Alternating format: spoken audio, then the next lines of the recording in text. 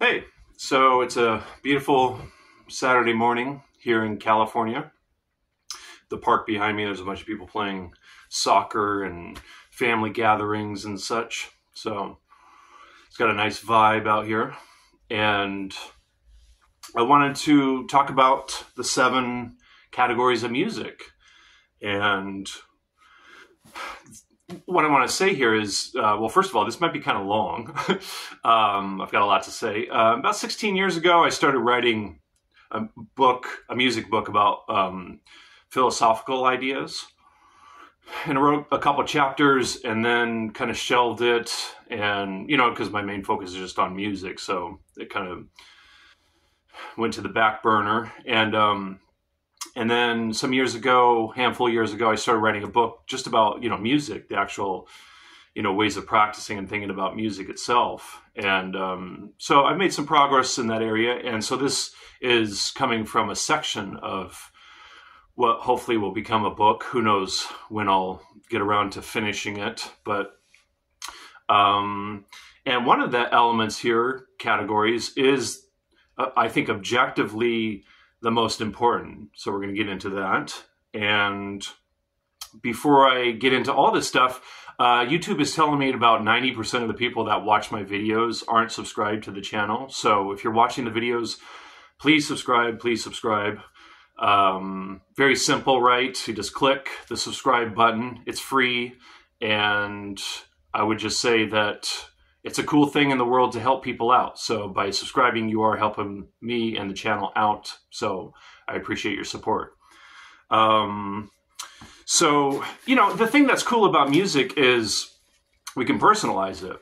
And I've been playing for almost 30 years, playing and studying music for almost 30 years. So just over time, I've developed so many of my own thoughts. I've been influenced by tons and tons of musicians. I've studied with some of the best musicians on the planet, and they all have different perspectives about music. And what I learned from studying from all these different people is they figured out for themselves how to do it, how to think about it. And so what I'm sharing here is just my version of how I think about music. And so you can just take what you want from it. So I've got some notes here. I've got the list with the various aspects of the elements. And I want to say up front here that I consider all of this under the guise of theory, music theory. I know a lot of people think of theory as the specific notes, scales and harmonic qualities and melody harmony relationships and stuff like that. But I think of theory as being much more broad than that.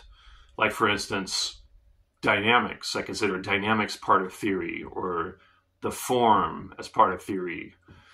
Theory just being identifying and labeling the various aspects, elements, and categories of music. So, and the reason for even doing any of this is to be aware of the various aspects of music, and so that we can get control of them, and so that we can develop them to varying degrees, and so that we can really develop these aspects to enhance our music and our expression of music and our connection to music. And so I think it's very helpful and valid to go down this road. And okay. The most important element here, which I have at the top, is rhythm. And rhythm gets into the rhythmic values, so eighth notes, quarter notes, 16th notes. And then also the groove. So is it swing? Is it straight? Is it funky? Is it rocking? The groove of it. Is it samba? Because you could just have rhythms without groove. And that can't exist. And then there's the time, the placement of the rhythms in the time, in the vertical time. And then there's the aspect of your imagination. rhythmic imagination.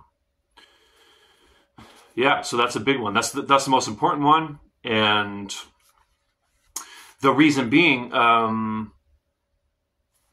melody, which is the next category, for instance, cannot exist without rhythm. So even if you play out of time, rubato, even if you're playing kind of ambient music, there's still specific durations that are happening with the values. So rhythm is still involved, even if we can't quantify exactly what the rhythms are happening. So that's a big one. Melody, I just define as one note at a time, and something that I'm actually kind of conflicted in my head about, and I can kind of see both aspects of this, is can melody exist with only one note? Antonio Carlos Jobim has a tune called One Note Samba. Now, in the tune, there's more than one note, but the theme,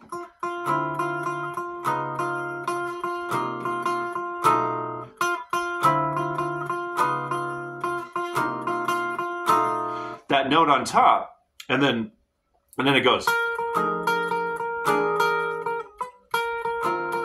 I made a goof there, but so it goes to more than one place. But this melody, I think this is a melody. You know, it's not just a rhythm, and it's not just a harmonic and rhythmic statement here.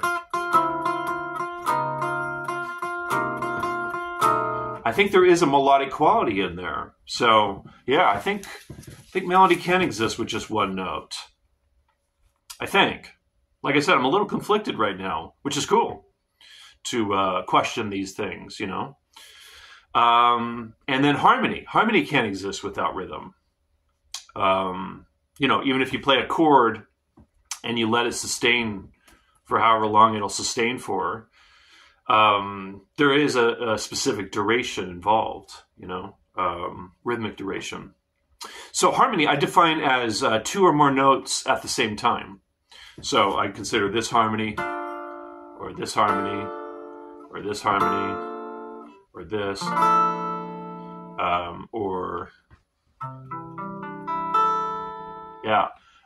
So on the guitar, this would be better because all the notes are different. 6. No, that's not true. I'm doubling one of the notes there.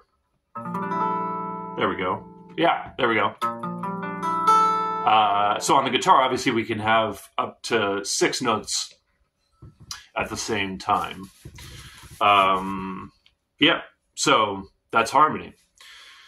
And then we get into some of the areas that I don't see mentioned or hear mentioned much. Usually we hear about rhythm, melody, and harmony, but we don't really hear about form. Sometimes we do, but it's not always mentioned. So form, you know, the length of the composition, the structure, bars or measures. You know, bars is the same thing as measures, vice versa. Another cool way to think about it is canvas. That's the canvas. So like in a tune like Blue Bossa, it's 16 bars, and that's the canvas. And form is really, really important. Very, very important. I mean, think about the 12-bar blues, how important that form is to keep everyone on the same page. And that's a whole other video to get into, the importance of form. Yeah, it's really deep. And, you know, the thing is, with all these aspects, I might have to think about it a little bit more, but I think, you know, music can exist without melody, right? It could just be a rhythmic thing. Music can exist without a form. Yeah. So it's interesting, right? How you don't have to have all these things always happening in order for it to be music. These are just the aspects that are possible, you know. And then we get into what I categorize as texture. And one definition of texture is the essential part the substance. Yeah, so that's a dictionary definition of one of the definitions in the dictionary. And an identifying quality, character, that's another dictionary definition. And so under the category of texture, I put touch, your touch, your sound, the timbre, dynamics, tone, which I think is a little different than sound. Like Steve Vai, when I heard him play Joe Satriani's guitar, he still had his tone in there, articulation and effects. Yeah, so that could be guitar pedals, reverb is an effect, different ways to talk about effects. And then we get into the category of art, the art of all these different things. The concepts, the principles, the philosophies, the style of the harmony, the style of the melody, the innovation or innovations, the vibe, the mood, the energy, the emotion or emotions, and listening, the art of listening. Yeah. So I put all that stuff under the category of art. And then the craft, the technique, the execution of all these elements and aspects. The clarity in which you express these various elements. So 7, rhythm, melody, harmony, form, texture. I would put craft next and then art actually last. Art, I feel like